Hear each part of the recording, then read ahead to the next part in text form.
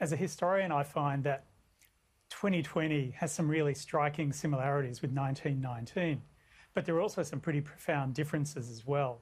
I think the first thing to remember is that in 1919, we'd come out of 4 years of a really punishing First World War. So people were used to sacrifice and loss and following regulations for the greater good. But on the other hand, we have a massively improved healthcare system today with much better capabilities to treat people who do become sick.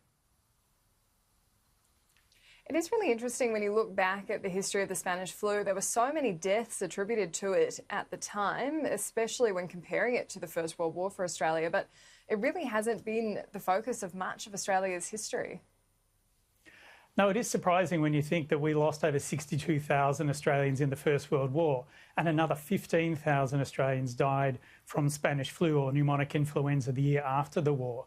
So, I mean, I think those figures also help us put into perspective today how, although many of us are starting to know people who are affected by COVID-19, the impact in 1919 was so much more dramatic. At least a quarter of the population came down with the disease, if not a third in some places.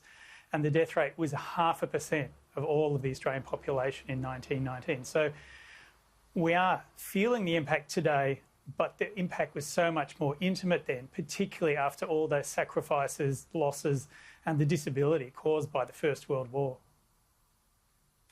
And there really aren't many historic records even acknowledging that a lot of people did die from from the Spanish flu at the time. It wasn't given the same significance like we saw for those who came back from the First World War, as you'd understand, but it certainly had a dramatic impact on the way society functioned. We saw in some of those photos quarantine camps set up for those who'd become ill. There wasn't a lot of medical support for them at the time.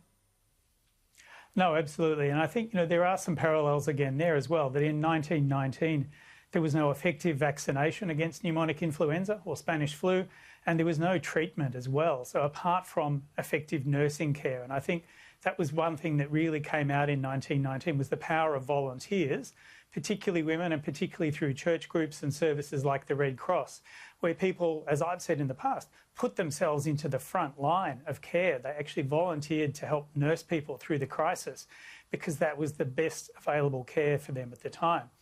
I think we're seeing the same sort of community spirit today in 2020, but luckily our healthcare workers are far more numerous, but also much better trained than they were a century ago. And what kind of impact do you think the 1919 flu had on Australian society at the time? It was such a pivotal time for Australia's development as an independent country, and it took such a huge toll.